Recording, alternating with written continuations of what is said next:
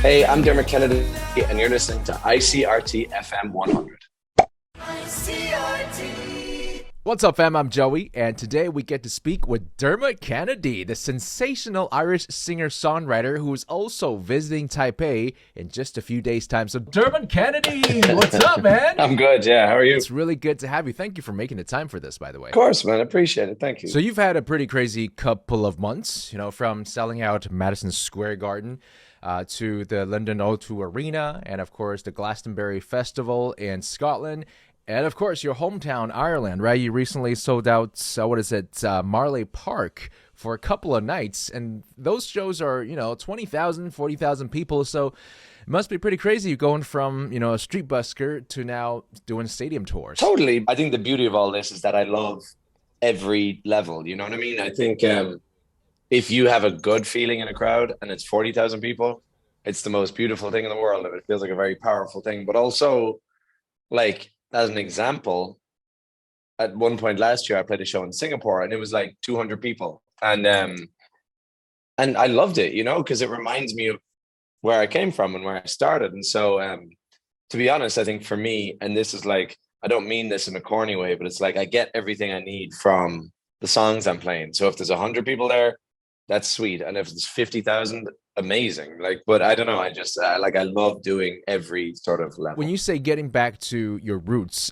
do you mean when you were singing in pubs and on the streets of Dublin, busking for passerbys? Exactly. And just kind of even then when I got a little bit older, kind of playing in bars in Dublin and stuff, just to 20 people, 50 people, stuff like that. It's just, where it's just a guitar on a stand and you get up and people haven't heard of you and you're trying to kind of convince them that's an exciting feeling to me. I do that these days with festivals because it feels like a similar thing, because say if you're playing a tent in a festival, there's people walking around the outside that hear it and they either decide to come in or not. And so it's the same as playing in the street. It's the exact same. Are there songs or acts that you would, tailor for a, say, more intimate show and some other for a bigger stadium crowd? Or do you have some tricks, to get a stadium going? I wouldn't even, tricks is not a nice word, but there's just certain things and then it's things that make me feel really good. Say, for example, one thing I think too much about is if the crowd is that big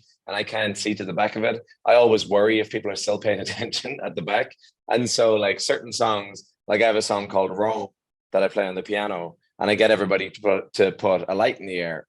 And there's a symbolic meaning behind that and stuff. But to be honest, when I see lights at the very back go up, I'm just oh, sweet, you're still here. You're still paying attention. Right? you're like that teacher, in the front of the class. Totally. Make sure the back row's listening, right? Yeah. What do you enjoy the most about, stepping up on stage, be it big or small tours? I get to play songs to people and that's it. If I was going to Taipei to play in the street, I'd be sweet, let's go. I'm into it. Oh my gosh, we would love if you could come to the streets of Taipei and busk for us. There's so many good venues. We'll see. Maybe next time. Yeah, we'll take a rain check. Yeah. Okay, well, we are currently talking about your sophomore album, right? That's the album, the songs of which you are touring around the world, and that tour is going to take you to Asia to come to us. Sonder is the name of the album, which, by the way, is a word that means the realization that you come to that every passerby in life lives a life just as beautiful and vivid as your own. So why did you decide to name the album after the word Sonder? I just want this to be as broad as possible, and I want to include as many people as I can. And I just love that idea, we all get so caught up in our own stuff, you know what I mean? And so it's a nice idea that everybody is going through the same thing. Okay, so on that note, speaking of, creativity and individualism, recently there is a survey that came out of Taiwan that's more than half of the people who took the survey fear that AI, artificial intelligence, might take their jobs. And some of the top ranking industries that the survey thinks are going to be the jobs that eventually gets replaced by AI are service agents, customer service agents, translators, and copywriters. Now, copywriting is interesting because that touches on creativity, right? Yeah. I would have never thought that an industry that has to do with creativity could eventually get replaced by AI. But as a creator, as a singer-songwriter yourself, what do you think about that? Is it intimidating? It is kind of intimidating, right? Because it might not be like perfect right now, but also it's early days, you know what I mean? So like it's an interesting thought. But I don't know, like if I take myself as an example, I built a career off making people feel a certain way when they hear me sing in person, and my voice from my actual mouth hits their actual ears in real life. And so I like to believe at some point there'll be a sort of, it'll flip the script a bit and we'll get back to just wanting authenticity in terms of the writing that we ingest, in terms of the performances we see. I hope so. You know, I think quite a lot about like people using auto-tune live, not as a feature, but as a sort of as a cheat code almost. And I think about like when I sing, I don't use anything like that. And sometimes it's not perfect, but also I lean into that. You know what I mean? Like I'm doing it, like I'm trying my best. And so yeah. So ultimately, in answer to your question, it does scare me a lot. Yeah. Okay, so there is some legitimate concerns there, but you know, I gotta say, Dermot, when it comes to artists from Ireland, you guys have a knack and just a baseline talent for being able to tell stories that I think is not easily replaced. You know, there are huge bands that just write great stuff. You know, if we're talking about U2, the Scripts, Hosier, you were just mentioning about him a little earlier, and yourself. What is it about the Irish culture that is just so creative, especially when it comes to, you know, songs and literature? Yeah, good question. I mean, yeah, and it's not just music, right? Like literature, everything, actors, all that, like just the arts in general. Ireland has always punched above its weight, which is beautiful, and I'm very proud to be part of that. But I don't know, yeah, lots of hardship. I think there was times years and years ago where people would gather in kitchens, and songs and poems are very important things.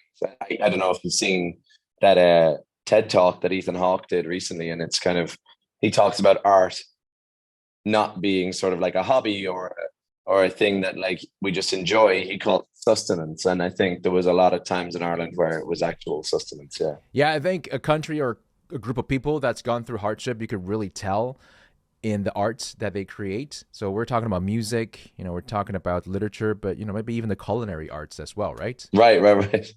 I don't know about Ireland for food, but yeah. Okay. You know what? I guess I'll have to agree with that one. Okay, at the very end, Dermot, usually what we do is we want to ask the artist to pick a song from their latest album. For you, it would be Sonder, the one that you're touring. A song that has a story that you really want to tell.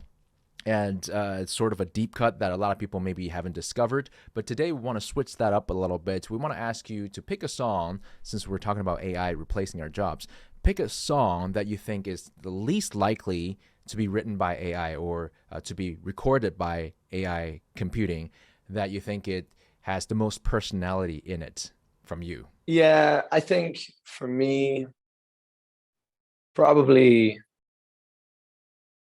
Innocence and Sadness, the one right in the middle of the piano song. You know what's lovely about that is, kind of following on from our AI chat, is that recording on the album was just a live recording. There was no sort of, we didn't comp the vocal, we didn't record it 10 times. It was just, I sang it from start to finish, I think 7 times that day, and we picked our favorite take, and that's it. And so it's kind of the complete antithesis of what we've been talking about, which I love. And so I think that's potentially, and there's a lot of like personal lyrics in there. So that's probably the one I would choose. Yeah. 7 takes. You know, just for folks listening, I would say 7 takes is very few to perfect a song in the studio, right? And just out of curiosity, like out of the 7, which was the version that you eventually ended up using? I'm guessing it's not the last one, because usually by the time you get to the 5th or 6th take, it just goes down by the wayside, right? It's never as good as the first few. So which version did you end up using? Number 4, I think. And it's not surprising that it's number 4, because it's not going to be 1, because it's not, you warm up into it,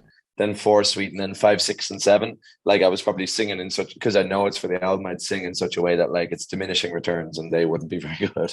But like I know, like even walking around London, I remember getting to the point where I think it was like number 3 and number 4, the 2 that I had to choose from, because we couldn't change anything. It couldn't be like, because it was all different tempos. Like we didn't use a click track, any of that. So yeah, I couldn't be like, oh, could we take this line from this one and put it into, it wasn't like that. And so if something was imperfect, I just had to be okay with that. And so I remember like walking around London, listening to it, and there was bits that made me kind of cringe, because I was like, oh, I could have sung that differently. But I think it's a nice idea, to be honest, in this day and age when everything is just manicured and doctored and edited and changed. So it's so perfect. I like the idea of doing stuff that's of the moment. I do like that. Yeah, there's something about the imperfection of a track recorded or produced or performed that gives it that X factor. That's what's beautiful about live music, right? And that's sort of the day and age of, you know, live bands that people don't really experience anymore. Nowadays, we get like EDM music, just perfectly produced music,